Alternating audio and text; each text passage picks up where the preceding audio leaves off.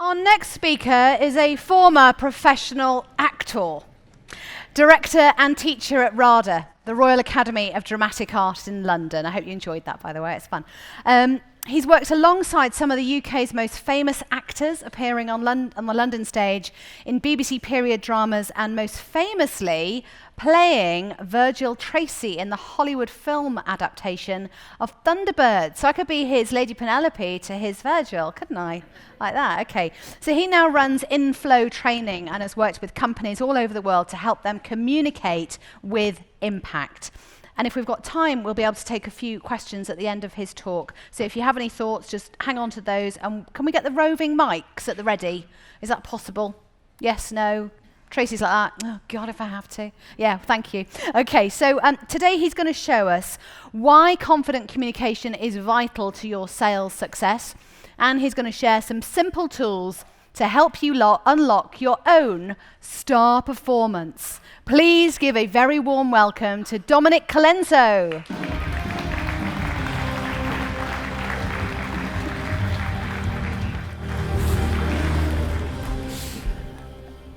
Good afternoon, everyone. It's a real pleasure to be here. My name's Dominic Colenso, and as you just heard in that introduction, I spend most of my time these days working with people in business on their communication skills, helping them have more confidence, increase their influence, and know what to say under pressure.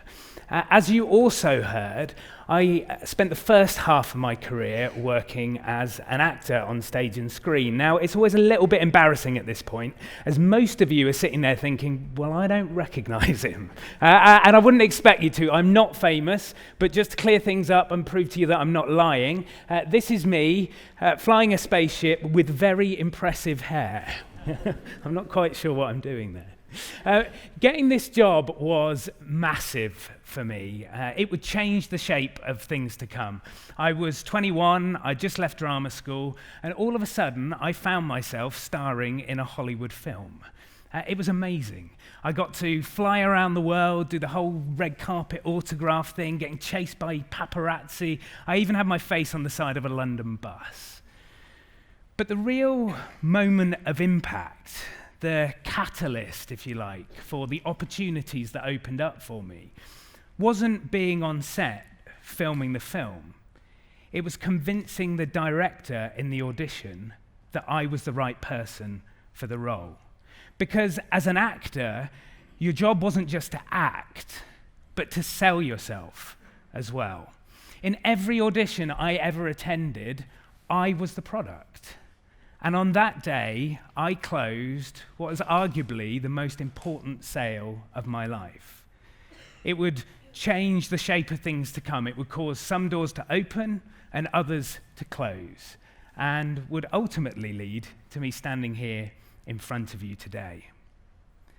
The reality is that these moments of impact occur for all of us, all of the time. Their conversations with our clients, their meetings with our teams, their presentations, their phone calls, then the moment we click send on an email. The question is, are you ready to capitalize on them? Are you prepared to seize the opportunity? And do you have the tools to propel yourself into action? Have a think about any actor you know who's won an Oscar. They won one of the most coveted awards known to man, not for fulfilling the brief, not for being efficient and turning up on time, not even for generating outstanding sales results, although I'm sure that they did all of those things. No, they won the Oscar for what I would call making an impact, for giving the audience an emotional experience, for taking them on a journey, for leaving people feeling different as they walked out of the cinema than they did when they walked in. And this idea of impact isn't just reserved for actors. Throughout history, the greatest salespeople have made us feel something too. Think of any buying decision, any important buying decision you have ever made. It wasn't just the quality of the product or the service, but how the salesperson made you feel that made the difference.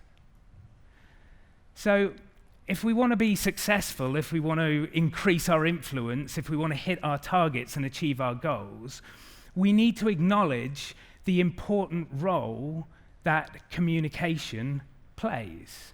And who better to learn the skills of performance from than from an actor, someone whose job it was to make an audience feel something. It was a realization I had while I was working at the Royal Academy of Dramatic Art as a director. Whilst I was coaching the young actors on their performance, I got asked by a business if I could work with them on their presentation skills and storytelling. Now, at first, I wasn't convinced that that toolkit would be relevant. But as soon as I took it into the room, I realized its power to transform. Over the years, I've distilled that toolkit down into its simplest form, and I've identified the 6 key ingredients of effective communication. They're now the basis of my best-selling book, Impact, and I'd like to share them with you today. Let's look at each ingredient in turn. So, ingredient number 1. That's intention. If you can't clearly define what you want, you're never going to achieve it. So you need to think about what you want your audience to know, what you want them to feel, and what you want them to do. Ingredient number 2 is mindset. Now, we all hear voices in our heads. And if you're sitting there thinking, what's he talking about? I don't hear voices. That's exactly the voice I mean. So we're constantly having these conversations, and if we want to be at our most effective, we have to take control of what those voices say. Ingredient number 3 is presence. We all have this body, these arms, legs, a face. We all make sound. How we show up counts. If I'd have walked on stage this afternoon and gone, hi everyone, my name's Dominic, I'm here to talk to you about effective communication. You'd have all been looking for the exits, right? And rightly so. So our physical and vocal presence is vital if we want to convince people that we know what we're talking about. Ingredient number 4 is audience. Every single one of us in this room has our own ways of doing things, our own preferences and styles. If we want to be at our most effective, we need to step into other people's shoes. We need to understand their needs and make sure that we're talking their language. Ingredient number 5 is content. Words have this magical power. They can transport us on a journey of imagination, or they can fall flat and fail to move us at all. Knowing what to say under pressure can be an absolute minefield. But if you have the right structure, it allows you to choose words that really make an impression. And ingredient number 6, the final ingredient, is technique. Great communication isn't about being someone else. It's about being the best version of you. About knowing which bits of yourself to turn up and which bits of yourself to turn down depending on the circumstances.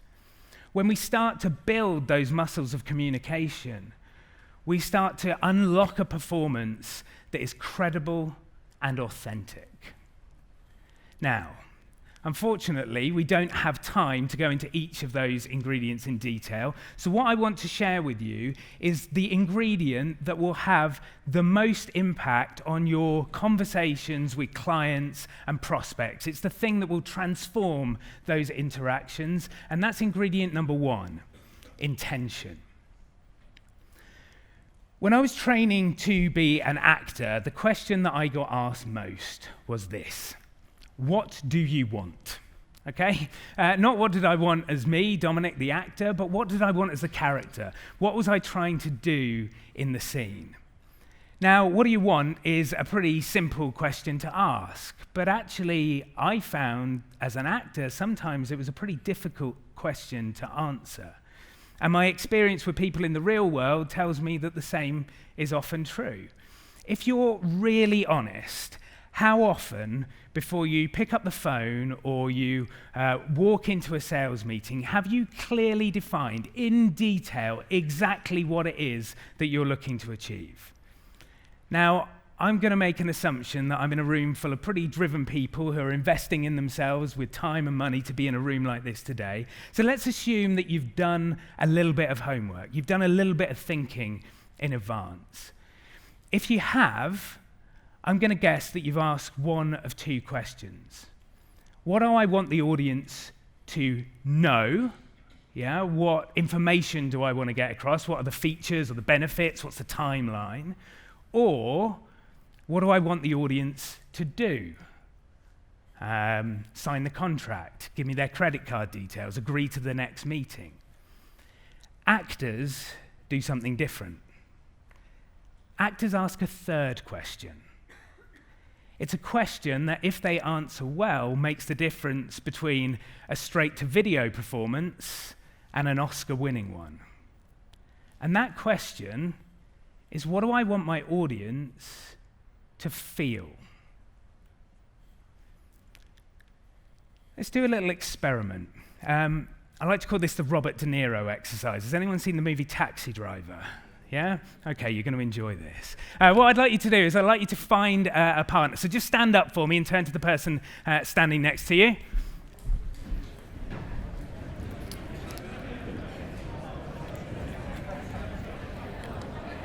Okay, so decide on an A and B, and I'm going to give you a line of text, all right? The line of text is the same whether you're A or B. Your line of text is, are you talking to me?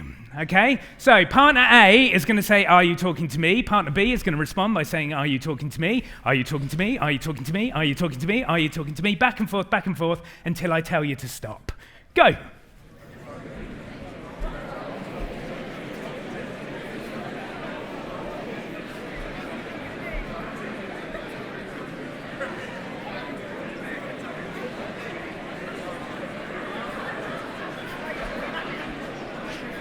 All right, very good. Stop there, take a seat.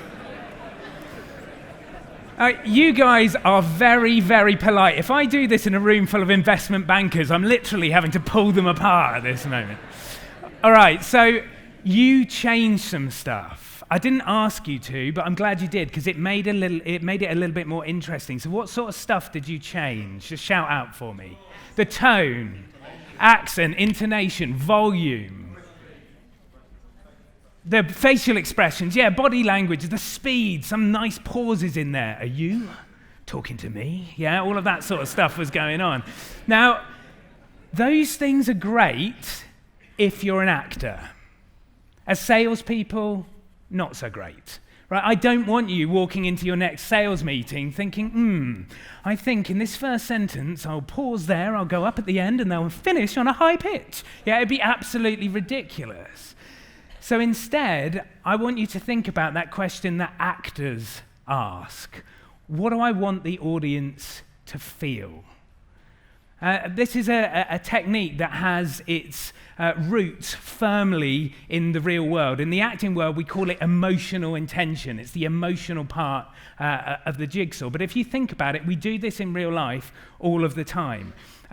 We're looking to achieve something, I don't know, win the contract, get the girl, stop the fight. And then we have to try lots of different ways to get that thing that we wanted, because I don't know about you, but in my experience, I never seem to get my way first time. I have to try lots of different tactics. And those tactics are called emotional intention. So let me give you an example. I've got a 5-year-old daughter. Has anyone else got children here in the room? Okay, so you might recognize this. Last Easter, our house looked like a chocolate factory. Okay, everyone that we knew and some people that we didn't seemed to have given us chocolate Easter eggs and Easter bunnies. Now, in our house, chocolate is a bit of a treat, not something that we have in all the time. So we collected all of Nell's gifts and we put them into one of the top kitchen cupboards. Now, for those of you that have got kids, you know that they've got this sort of sixth sense. So every time she walked past the kitchen, she was kind of drawn towards her stash. About 2 weeks passed. It's Sunday morning, and I'm sitting reading the paper. And all of a sudden, Nell walks in, taps me on the shoulder, says, "Daddy, can I have some chocolate?" And I'm like, no, it's 9 o'clock, you've just had your breakfast, go away, go and play. It's about 5 minutes pass, and all of a sudden, I'm aware that a small thundercloud has entered the room. Okay, she walks up to me, stamps her feet, puts her hands on her hips and says, "Daddy, can I have some chocolate?" And I'm like, "No, don't be so rude, go away and play." So I continue reading my paper, another 10 minutes passes.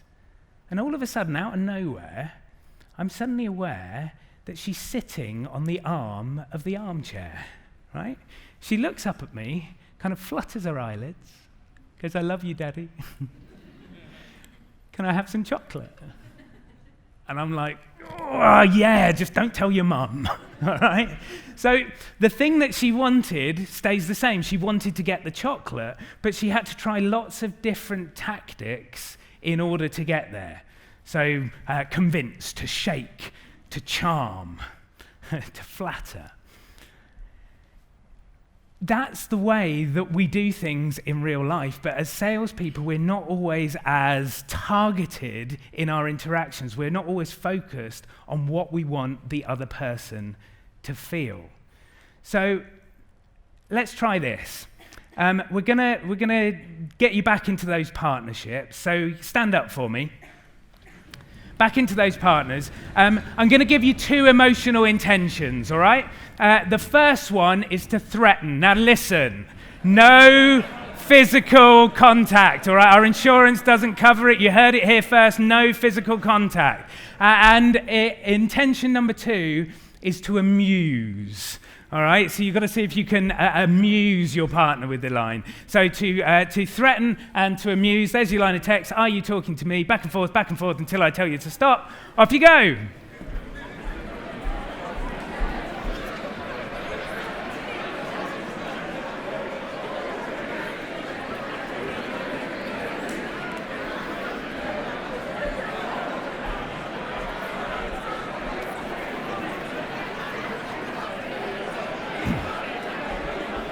Okay, very good. Stop there. Would you put your hand up for me if you felt amused by your partner at any point? Maybe when they were trying to threaten you, yeah? Okay. And put your hand up if you felt threatened by your partner.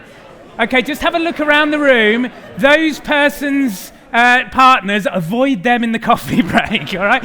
Give yourselves a big round of applause and take a seat for me. So think about it.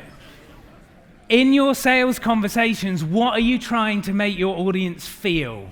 Are you trying to convince them? Are you trying to reassure them? Are you trying to educate them? Are you trying to excite them?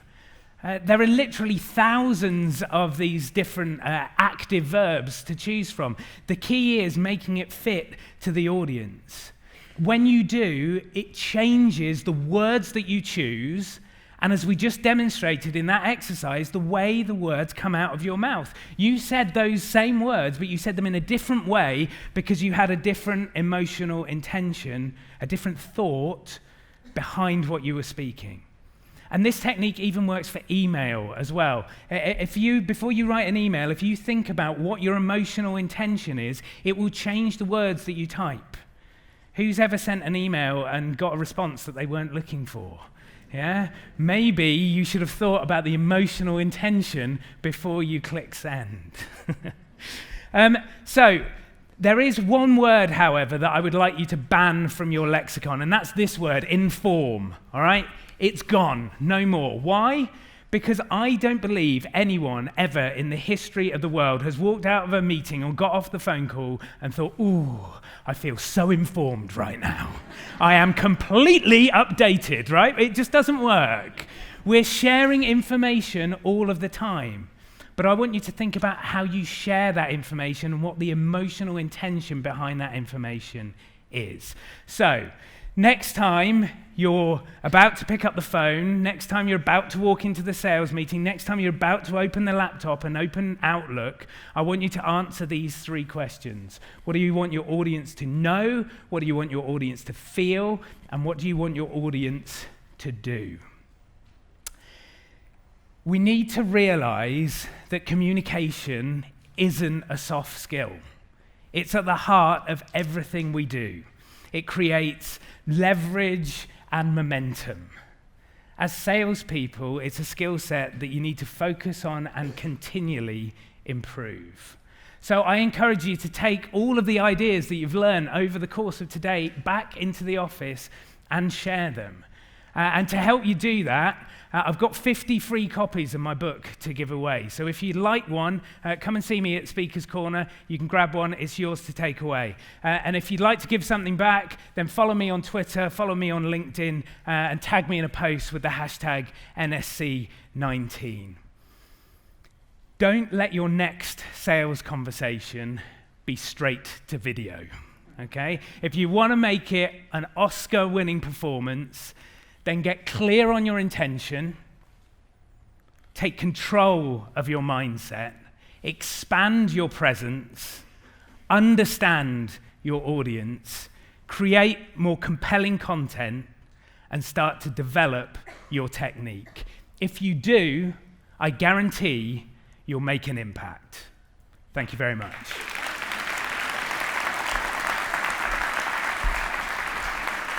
I'm going to stay there.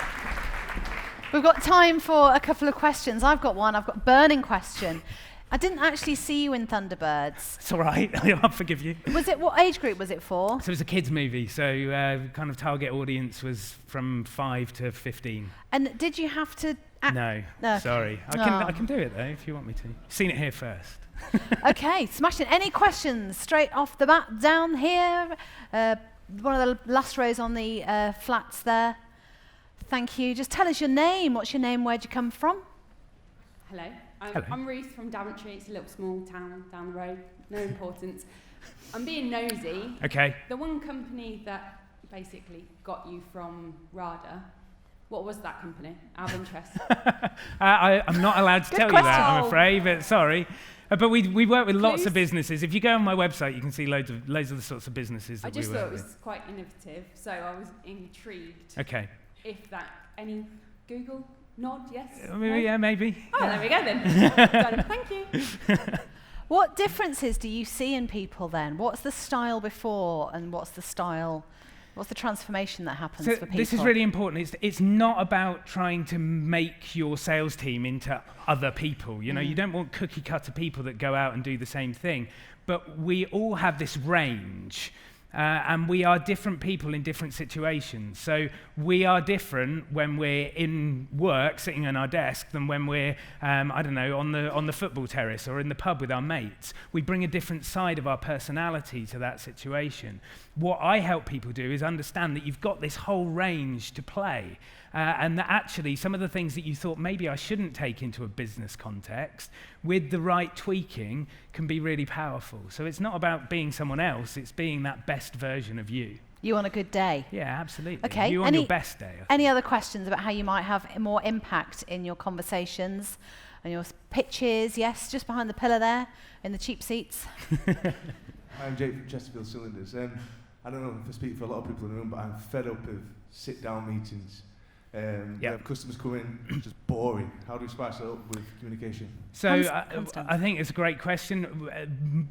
Stand-up meetings are fantastic. I mean, I don't know how many businesses here do their team meetings and their huddles with standing up with more energy. It's one of the reasons that I got you to stand up and do that exercise, because it's going to bring more life into that situation.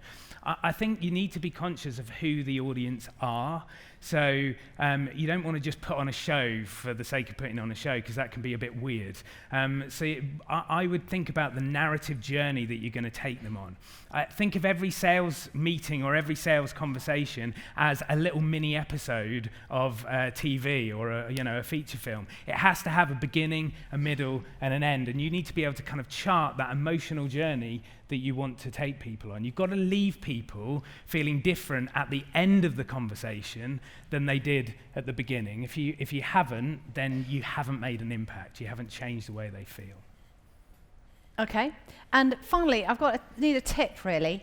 We had a speaker who was first on this morning, Steve Lindsay, who stood up behind there and went, "I'm frightened, I hate public speaking. Yeah. What would be your top tip for Steve for next time he's up behind the lectern? So I gave Steve a copy of my book. There's a chapter in there on physical presence, and actually it's all in preparation. So if you're scared of this sort of thing, it's because you're entering into a sort of fight or flight response.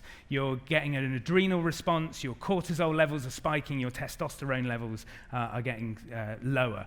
So actually it's about what you do physically. So everyone just sort of expand in your chairs for me. This tends to be our default position. Have you noticed that? You walk into most meeting rooms and everyone's sort of sat there like that, right? That's not going to be an effective meeting. Now, I'm not going to suggest you walk in like this, because that's ridiculous, but actually just opening up your physical body language makes you more confident and less stressed. So for Steve, before he next comes up on stage, get himself in the back corner, stand there like that for 5 minutes while no one's watching, and then as he walks on, he's going to take all of that testosterone and low levels of cortisol with him onto the lectern. Wonderful. Steve, we look forward to seeing that another time. Okay. No pressure. And please give a big round of applause to Dominic Colenso. Thank you. Thank you.